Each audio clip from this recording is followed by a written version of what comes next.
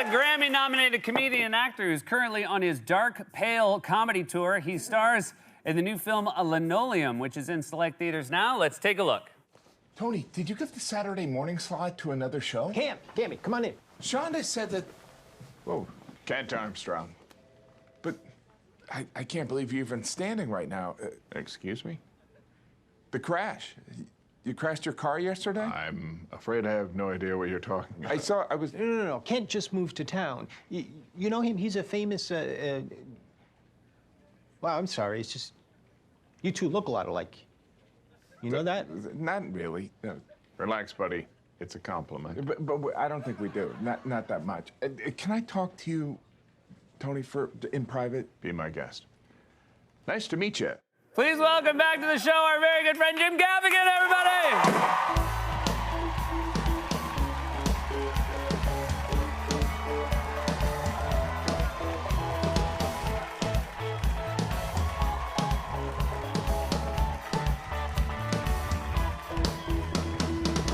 Welcome back! It's always fun to be here. This is always a great time. I feel like I can really open up here. Yeah, we feel the same way. This is the best. I'm just so excited.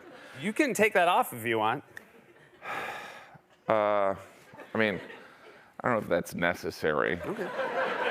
I mean, all right, fine. I'll take it off. Jeez. All right. Oh, Jesus Christ.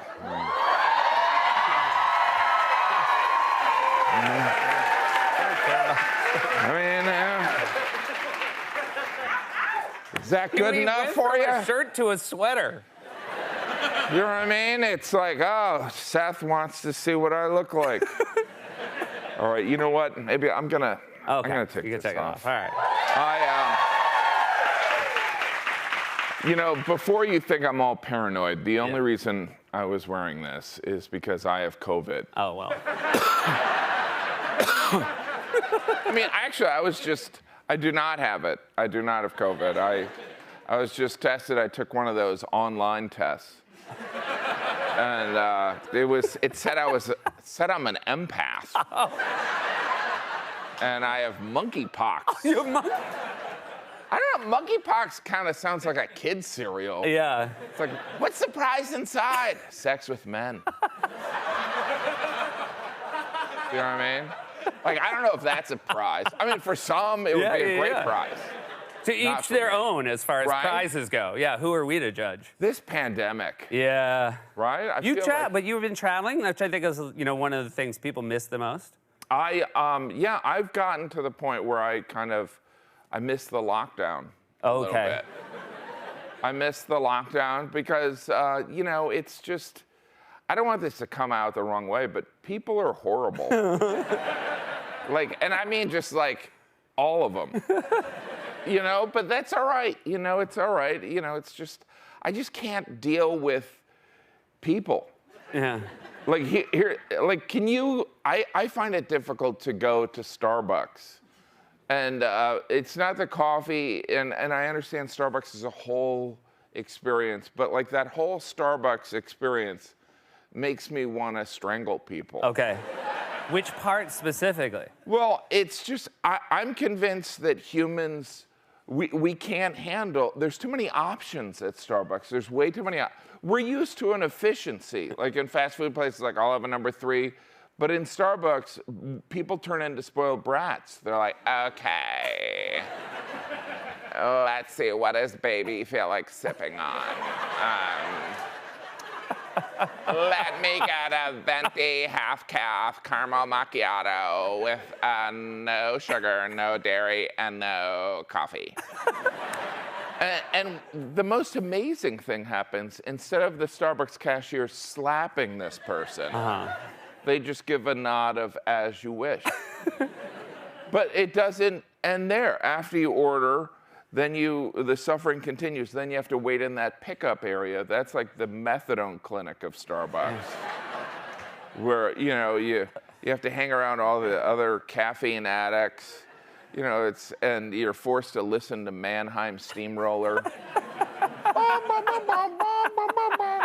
You just judge other people's orders. They're like, I have a hot chocolate for Dan. You're like, what a dork. And if Dan's not right there, you're like, we should kill Dan. You know, he's kind of asking for it. Yeah. Right? You just stand there. You know, you can't, there's chairs, but they're all taken because Starbucks is not only a coffee shop, it's also an upscale unemployment office, right? Filled with, you know, people on the conference calls, students. There's always that one guy that set up his office in Starbucks. It's packed. It's like the opposite of Dunkin' Donuts. You walk in Dunkin' Donuts, you feel like you're entering an active crime scene. It's like the shelves are bare. There's no employees. You're like, are you guys even open? Did I break in?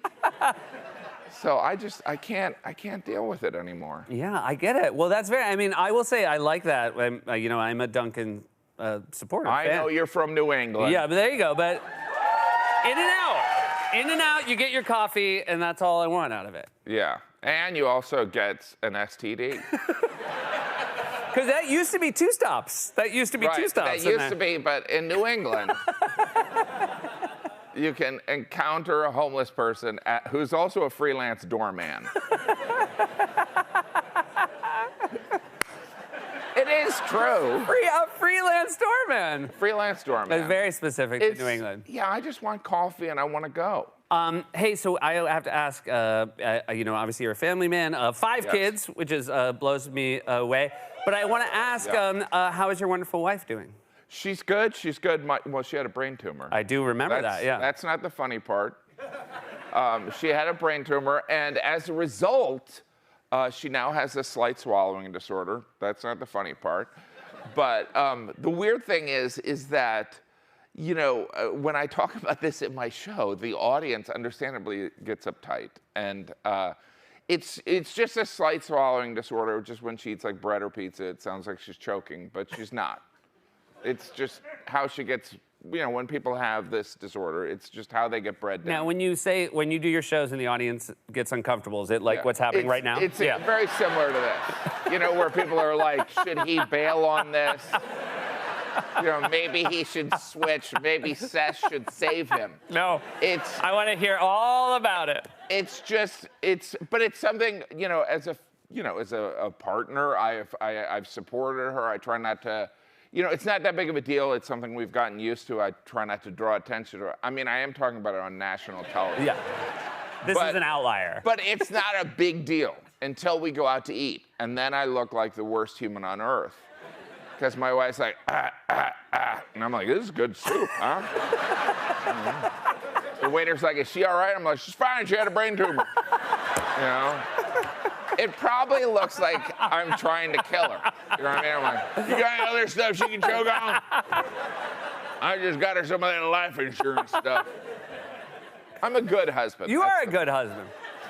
I want to ask about this movie real quick. A fantastic clip. And let me tell you, sometimes the clips show up, and I don't feel like it tells you enough about the movie. Because one of the great details here is you are obviously playing 2 roles in this film. Yes. One is a sort of Bill Nye science guy. Yes. You had to learn some science, I guess. Yes. The text of science, at least. And the other guy is an astronaut, a former astronaut. And I know nothing about science whatsoever.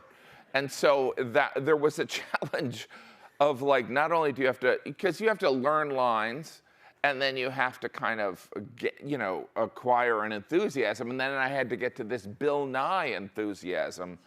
And it was really hard because I'm dumb. Science is just kind of, it's another language for me. So it was very difficult, but I think I pulled it off. I think you did a great job as well. And what a pleasure to have you here as always. Thank you so much. You guys, that's Jim Gaffigan. Linoleum is in select theaters now. For tour information, go to jimgaffigan.com. Be right back with more Late Night.